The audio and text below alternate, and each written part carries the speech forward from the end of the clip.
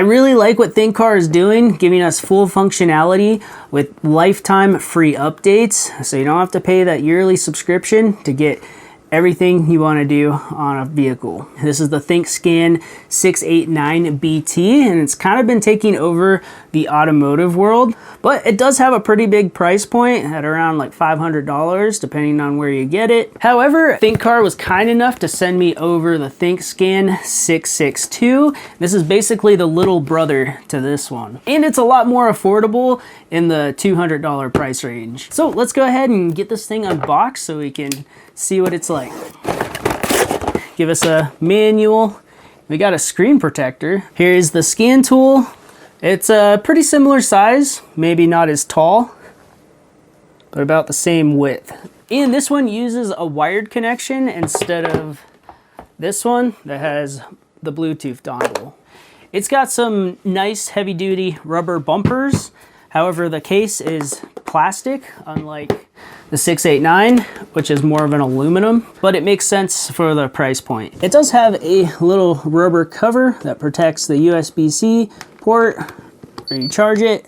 And it also has a micro SD card port, but it doesn't come with one. So basically when it powers up, it just asks you for your language. I selected English, and it doesn't appear that you have to log in or make an account just to use this thing, which is pretty cool. And this is a touchscreen. The user interface looks very similar to the more expensive one. I do like how the OBD port comes off the device itself because it's easier to store that way, and if you ever break this, you can just get a new one. Along with the touchscreen, it does have actual analog buttons, and it also comes with a screen protector already installed. So the first thing you want to do is connect to Wi-Fi. You can swipe down and you can turn it on and off here, and if you click here, you can open the Wi-Fi settings. I've already connected, but I like the little swipe down menu so you can screen record, change the brightness, and take screenshots. Pretty handy stuff. Just like a lot of these scan tools, they're based on a custom Android software. But up at the top we have diagnose, and under that we have auto search that'll search for your VIN automatically. Diagnose for the manufacturer specific side of things, and then we have basic OBD2, and you got your history, report, feedback, and then maintenance. Quite a lot of maintenance features, which is really handy. And it looks like it popped up for a new version, so let's go ahead and hit OK. And it's downloading. We're going to want to update all of the software on here. Oh, and if you want to find the update screen, you just go to More, and then Settings, and then it's right here, Software Update. I just updated it. It's at the latest version. We also have OTA, which is the custom Android software, so we can check the version right here. And it looks like we have the latest version, so that's good. Anyways, we'll go back. Oh, and then we have upgrade, and that's actually the vehicle specific software, so we can enter there, download whatever brands you want. They ended up just upgrading everything, and you can do that by just hitting upgrade, and everything upgrades, including the maintenance stuff, automatically. And check this out. Say you're having a problem with the Toyota software. Go down to T. You can actually roll back to an earlier version. It's pretty nice. This thing has a lot of really useful features. We have a bunch of other stuff like remote assistance, gadgets. You also get Google Chrome, coverage list, OBD fault library, user manual, all kinds of good stuff. And it is super nice to have actual physical buttons in case you got gloves on. You can just go around, look for what you need, go to diagnose, and get it done. So let's actually put this thing to use. I got my dad's 2018 F-150, and the rear brakes are down to like 1 millimeter. And the problem is this has the electric parking brake, and you have to put it in service mode to be able to do the rear brakes to push the piston in. So let's get it plugged into the OBD port. Right off the bat, it tells you the battery voltage, which is super handy, 11.63 volts. And it also charges the device since it's a wired connection. So I'll do car on, engine off, and we'll go to VIN scan. It should just automatically scan the VIN. I'm glad those dings went away. Select make, Ford USA. Looks like it found the VIN number. It works pretty well on newer vehicles. However, like older ones, sometimes it doesn't. You have to input it manually, as you'll see here in a minute. I'll just do automatically search, turn to the on position, already is. And it brought up all the information for the vehicle. And then we'll just go to system selection and let's try the ABS module. The only bad thing about this, it doesn't do all of the modules. It's a little bit more limited compared to the $500 one. And I can't find anything for the parking brake, so let's back out of there. Now let's see if we can get to it through the maintenance functions. Brake pad reset, it might be in there, we'll see. On forward, ignition switch is on. Maintenance mode, rear back brake pad replacement, that's what I'm looking for. Puts the module into service position for replacing brake pads or calipers. Calipers will be retracted to the locked position so that the brake pads can be replaced. Tells you the preconditions that have to be met. It's got to be in park. Be sure you're not pressing the brake pedal. Do you want to continue? Yes. You can hear it going. It's just like BMW. It moves those little worm drive gears all the way out. And it stopped. Park brake maintenance mode. It says on the dash, and it says complete necessary service work. So at this point, I'll just shut the scan tool off and turn the vehicle off, and then we'll come back and make sure we can get it out of maintenance mode. Yeah, I got a master plan. I need it all, not a little. Put my cash in hand. Watch your mouth get backhand. You understand? Got my hustle from the corner, doing hand to hand. Rubber band, man, down to the ground in my socks. I do what I love, if you like it or not. Shoot a vulture for the coach out the sky and shot the whole world like hip. Okay, so I got the brake pads replaced, and I actually have the battery charger connected. It's at 12.1 volts now. And we'll go to maintenance mode for the parking brake. Just hit yes. No, it says procedure failed, want to continue. Okay, so it made me do the maintenance mode again. Now we're at the exit maintenance mode, and you can hear it reapplying those. And it says function completed, so we should be good. Start it up, and we don't have any warning codes. Let's go ahead and test the parking brake. And we'll put the parking brake on, put it in reverse, and it's not going anywhere until you release it. So we can exit out of here, bottom left, and we're good to go. I'm gonna go test drive this. Next up, we got this BMW with a check engine light. Anyways, I already know what it is, but it's a cool interactive thing to do for the video. So let's check it out. I already know the auto VIN feature doesn't work on this vehicle for like any of the scan tools. So I'm probably gonna have to enter it manually. Oh, what do you know? Failed to read VIN. Let me enter it manually.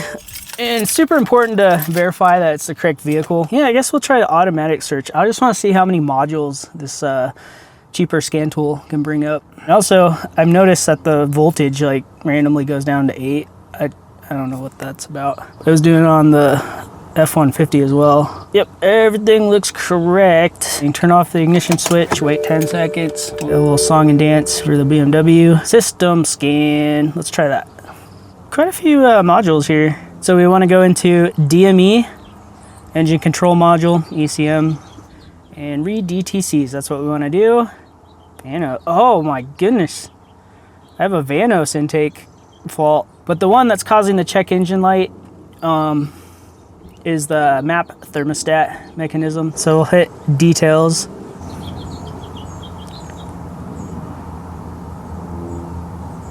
I don't know what this is. It has like a whole repair guide and everything. I don't know why it says cylinder 6.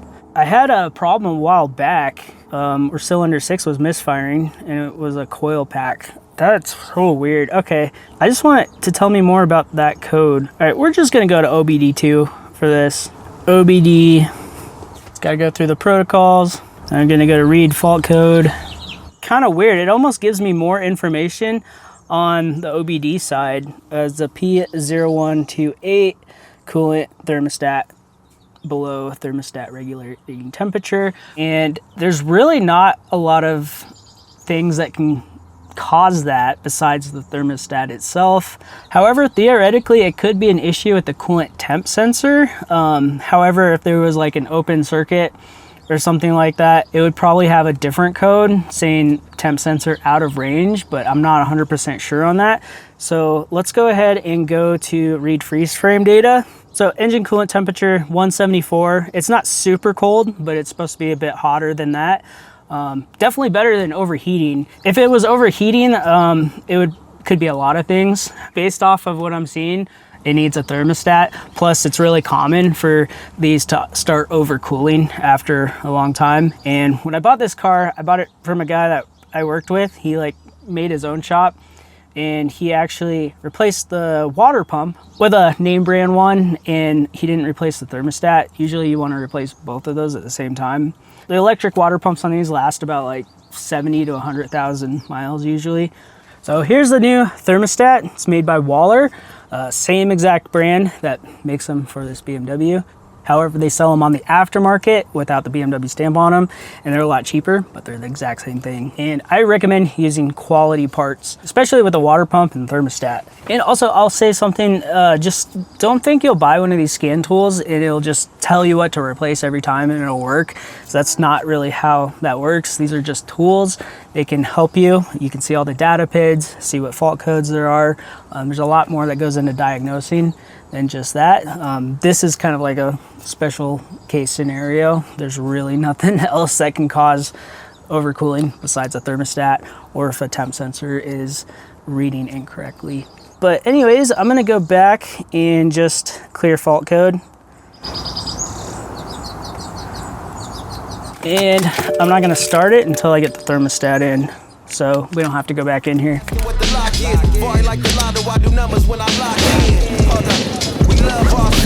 Take over the city if we trust ourselves. I'ma treat the beat just like the drugs they deal. See, I'ma be the reason that the world got well. I got a master plan. I do what I love 24/7. I got a master plan. Take over the city. I got the thermostat replaced. Coolant is filled up and the system is bled. I just have it running right now. And I forgot to show you the graphs, so we'll go into DME, continue, live data, go to motor operating values. I already have coolant temperature engine, coolant temperature radiator outlet, engine oil temp, engine speed, select it, so I'll hit OK. And brings up the values right there, and then you can hit graph. And check that out, it has individual graphs for each one. And you can also hit combine, and it'll just combine them all together onto one graph, depending on how you want to look at things. Rev the engine up.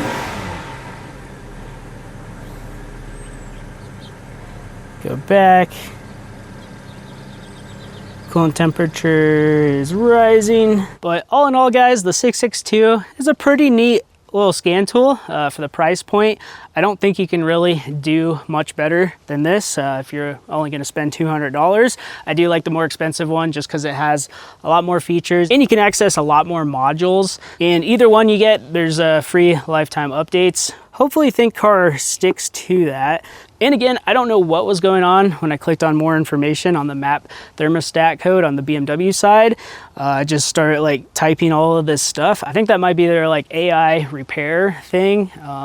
That stuff's kind of gimmicky, honestly, and I don't know why it was talking about a cylinder 6 misfire on the thermostat code. It's kind of weird. But the only code causing a check engine light was the thermostat overcooling. When we went to the OBD side, there was a current one and a pending one. It was the same fault. And one thing I'll point out is the touchscreen on this one is not quite as responsive as the bigger, more expensive one. But anyways, guys, thanks for watching. I hope this video was helpful, and I will see you next time. Peace out.